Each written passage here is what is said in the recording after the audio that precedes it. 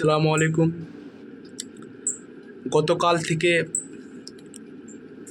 যে ভারতের যে প্রধানমন্ত্রী যে বাজেট নিয়ে যে মন্তব্য করছেন, যে নাইডু বা নীতিশ কুমারের যে রাজ্য বিহার বা অন্ধ্রপ্রদেশ, সে বাজেট বাড়িয়ে দিয়েছে, কিন্তু পশ্চিমবাংলা আরও অন্য অন্য রাজ্য যারা ইন্ডিয়া সরকারের যে রাজ্যতে সরকার গঠন হয়ে আছে, সে রাজ্যের বাজেট অনেক কম। কিন্তু এই ভারতের এই প্রধানমন্ত্রীকে আমি একটা চ্যালেঞ্জ করতে চাইছি, এই ভারতের যে আপনি এত নিচ প্রকৃতির মানুষ আমরা ভাবতে পারিনি।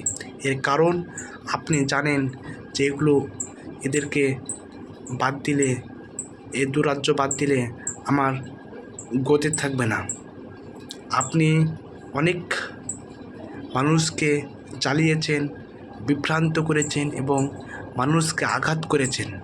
মানুষ বুঝে গেছে যে এবার নরেন্দ্র মোদীকে বিদায় দিতে হবে। ভারতে এই নরেন্দ্র মোদী বা বিজেপি সরকার চলবে না। এ হলো একটা দুর্নীতিবাজ।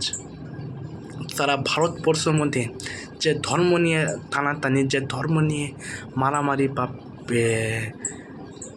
করে, যে ধর্ম নিয়ে মানুষকে আক্রান্ত করে, সে ধর্ম নিয়ে মানুষকে বিভ্রান্ত করার চেষ্টা করছে এ ভারতীয় জনতা পার্টি।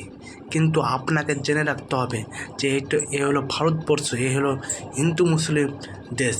এটা আপনার বাপের সম্পত্তি নয় যে আপনি যেমন তাই করতে পারেন। এবার আপনার গদি থেকে আপনাকে ছাড়তে হবে। জয় হিন্দ, জয় ভারত, বন্দে মাতরম, বাংলা।